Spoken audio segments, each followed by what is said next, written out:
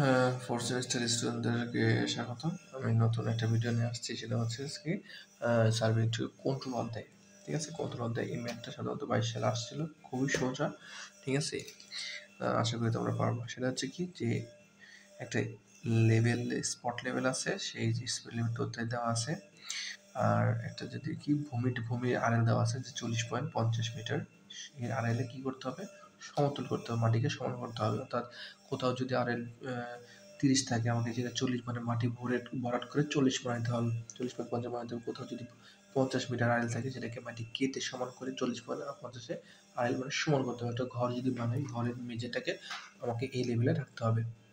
বা একটা বার আছে, পাটাকে কেটে বা কোথাও গর্ত আছে, মাটিকে সমান করে এই লেভেলটা বানাতে হবে। ঠিক আছে, এখানে কি পরিমাণ মাটি ভরাট করতে হবে সেটা লেখা আছে, নির্ণয় করতে হবে। তো এখানে কি দেওয়া আছে, এটা একটা মানে এমন একটা শেপ, যে শেপের মানগুলো দেওয়া আছে। দেখো, দৈর্ঘ্য বরাবর 10 মিটার 10 মিটার 10 মিটার, প্রস্থ বরাবর 10 মিটার 10 মিটার আছে। আবার এখানে ত্রিভুজ আকৃতি আছে, এগুলো সব স্কোয়ার মিটার, কিন্তু এটা স্কোয়ার না, এটা ত্রিভুজ। ঠিক আছে, এখন কথা হচ্ছে এটা বের করার জন্য প্রত্যেকটা বিন্দুতে দেখো আবার আরএল দেওয়া আছে, যে এই আরএলটা কত, 39.50, এখানে 39.50। তার মানে এই জায়গা থেকে এই জায়গাটা উঁচু, এর থেকে এই জায়গাটা আরো উঁচু, এর থেকে এই জায়গাটা নিচু। ঠিক আছে, আরএল এর মাধ্যমে এটা বোঝা যায়। এখন কথা হচ্ছে যে এখানে আবার 39.50, কিন্তু মাটি কাট মানে লেভেল করতে হবে 40.50। তার মানে কি এটা বেশি লেভেল করতে হবে না, তার মানে এখানে মাটি ভরাট করতে হবে। ঠিক আছে, এখানে মাটি ভরাট করতে হবে, এখানে মাটি ভরাট করতে হবে। ঠিক আছে, সব জায়গায় মাটি ভরাট করতে হবে। কত হচ্ছে, একটা জায়গায় এই 10 মিটার 10 মিটার, অর্থাৎ 100 বর্গ মিটার জায়গায় আমাকে প্রত্যেকটি বিন্দুতে আলাদা আলাদা মানে উচ্চতা আছে। তো আমি একটা কি করবো, যে গড় একটা উচ্চতা বের করে নেবো। সেটা কিভাবে, এখানে দেওয়া আছে যে ভরাটের গড় উচ্চতা কিভাবে বের করবো। সেই গড় উচ্চতা হচ্ছে যে এখানে সমতল আছে, গড় উচ্চতা পরে বের করতেছি, আগে এখন একটা বের করতে হবে যে কতটুকু উচ্চতা করে আসছে এখানে। এই 40.50 মিটার আড়ালে যদি সমতল করতে হয়, তাহলে প্রত্যেকটি যে ভরাট করবো কত কোণায় ভরাট যে করতে হবে, সেই উচ্চতা কিভাবে পাবো আমি, এখানে প্রত্যেকটা কোণায়, এই যে কোণা এই কোণা এই কোণা এই কোণা প্রত্যেকটা কোণা আছে, সব কোণায় আমরা কি করবো, উচ্চতা বের করবো। সেটা কি, এই 40.50 থেকে প্রত্যেকটা বাদ দিব, প্রত্যেকটা বিন্দু বাদ দিব। বাদ দিলে কি পাবো, প্রথম কোণায় 1, পরের কোণায় এই কোণায় 2, এই কোণায় 1.29, এই কোণায় হচ্ছে 0.95, এভাবে প্রত্যেকটা মান পাবো। এবং এখানে কোনো কোণা নাই, এই জন্য এই মানও নাই। ঠিক আছে, এখন আসো যে এই যে 4টা কোণায় 4টা মান পাইলাম, এই মানে 4টা মান ভরাটের গভীরতা 1, 2, 0.95, 1.35, এই 4টা মান তো নেওয়া যাবে না, আমাকে একটা মান নিতে হবে।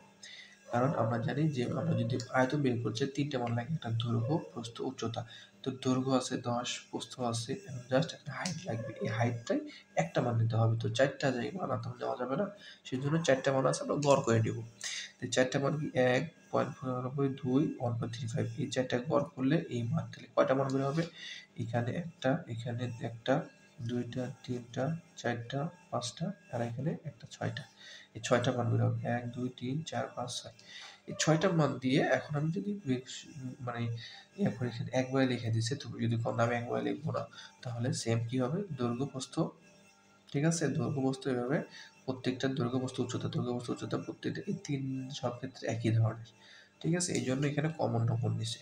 ঠিক আছে, অর্থাৎ দেখো 4টা, এখান থেকে এই যে 1, 2, 3, 4, 5, এই 5টা কি হবে, একই ধরনের, যেহেতু দৈর্ঘ্য প্রস্থ সমান সেহেতু এখানে কমন নিছে 1, 2, 3, 4, 5। কিন্তু এখানে এই যে এর লাস্টের মানটা, এটা হচ্ছে ত্রিভুজ আকৃতি, এই জন্য এখানে আলাদা করে বের করতে হচ্ছে হাফ ইন্টু ভূমি গুণন উচ্চতা, হাফ ইন্টু ভূমি গুণন উচ্চতা। অর্থাৎ এখানে আমার ক্ষেত্রফল নির্ণয় সূত্র কি পেয়েছি আমি, এখানে সূত্র হচ্ছে হাফ ইন্টু ভূমি গুণন উচ্চতা। এখানে মানে দরকার নেই এটা। ঠিক আছে, 10 ইন্টু 10 এর দরকার নাই, এটা হচ্ছে দৈর্ঘ্য প্রস্থ উচ্চতা, হাফ ইন্টু ভূমি গুণন উচ্চতা ত্রিভুজের সূত্র দিয়ে আমি ক্ষেত্রফল, সরি, এখানে হচ্ছে আয়তন বের করতে হবে, সেই জন্য আমাকে হাফ ইন্টু ভূমি গুণন উচ্চতা, এটা হচ্ছে ক্ষেত্রফল। ক্ষেত্রফলের সাথে যদি উচ্চতা গুণ দিই, তাহলে কি পাবো, আমি আয়তন পাবো। অর্থাৎ এই মাধ্যমে আয়তন বের করা হবে। তাহলে প্রত্যেকটা জায়গায় আয়তন পেয়ে গেলাম এবং কত ঘনমিটার মাটি ভরাট করতে হবে সেই মানটা পেয়ে যাবো। ঠিক আছে, এভাবে অঙ্কটা করে ফেলতে হবে। এই অধ্যায়ে একটা ছোট একটা ম্যাথ আছে, যেটা হচ্ছে যে একটু বুঝলেই হয়। যেটা হচ্ছে একটা জলাধারে কন্ট্রোল ম্যাপ দেওয়া আছে, 1:300 স্কেল অঙ্কন হবে, 1:300, মানে এটা একটা রিপ স্কেল দেওয়া আছে। সেটা কি, যে আমার যদি মানে ভূমিতে বা বাস্তবে 300 মিটার আমি জায়গা পাই, সে হলে আমি এই ম্যাপে তো আর 300 মিটার দেখানো যায় না, সেটাকে 1 মিটার হিসেবে বিবেচনা করব। ঠিক আছে? বা 300 সেমি হলে ম্যাপে 1 সেমি বিবেচনা করব। এটাকে স্কেল বলা হয়। এত স্কেলে অঙ্কন করা হয়েছে। তাহলে স্কেল মাপ অনুসারে আমরা যদি এখানে সেমি হিসেব করি, তাহলে 1 সেমি সমান 3 মিটার, 300 সেমি অথবা 3 মিটার। তাহলে সেমি স্কয়ার যদি নেই তাহলে কি হবে? 9 মিটার। তার মানে 1 বর্গ সেমি আমি যদি ম্যাপে দেখাই, তাহলে বাস্তবে কত বর্গ মিটার দেখাবো? 9 বর্গ মিটার দেখাতে হবে। এখন বলছে যে 20, 25, 30 আর এল এ কন্টুর। ঠিক আছে? 20, 25, 30, তার মানে কন্টুর ব্যবধান কত? মাঝখানে দূরত্ব কত? মানে ব্যবধানটা কত? 5। ঠিক আছে? কন্টুর ব্যবধান কত? d সমান 5। কন্টুর রেখা বিস্তৃত এলাকার ক্ষেত্রফল দেওয়া আছে। ক্ষেত্রফল দেওয়া আছে না? Semi square. এই যে সেমি আছে, এই জন্য আমাকে সেমিতে বের করে নিতে হয়েছে, কনভার্ট করতে হয়েছে। মানে এটা হচ্ছে কন্টুর অর্থাৎ মানচিত্র দেওয়া আছে। তাহলে এক্সাক্ট কত হবে? মানচিত্র দেওয়া আছে, তার মানে এক্সাক্ট হচ্ছে আমরা জানি এখানে এত সেমি স্কয়ার মানে 1 সেমি স্কয়ার সমান 9। তো এর সাথে 9 গুণ করে দিতে, তাহলে প্রত্যেকটা বিন্দু তারাল পাবো। এই 20 আর এল এর ক্ষেত্রফল পাবো a1 সমান এত ইনটু 9, এত বর্গ মিটার, a2 এত বর্গ মিটার, a3 এত বর্গ মিটার। এখন আমাকে এখানে 4টা সূত্র আছে। 4টা সূত্রের মধ্যে একটা হচ্ছে ট্রাপিজয়েড। ট্রাপিজয়েড সূত্র জানোই যে g a1 plus a3/2 plus a2। ঠিক আছে? অথবা তুমি যদি কোনো নামে আলাদা আলাদা করে করবো তাও হবে। তুমি যেভাবে করো সেভাবে করলে অঙ্কটা হবে। এখানে 4টা সূত্রগুলো কোথায় কোথায় আছে? 4টা সূত্র এখানে দেওয়া আছে। সেটা হচ্ছে কি? ট্রাপিজয়েডের সূত্র, পিজমনের সূত্র, আর হচ্ছে কোণের সূত্র।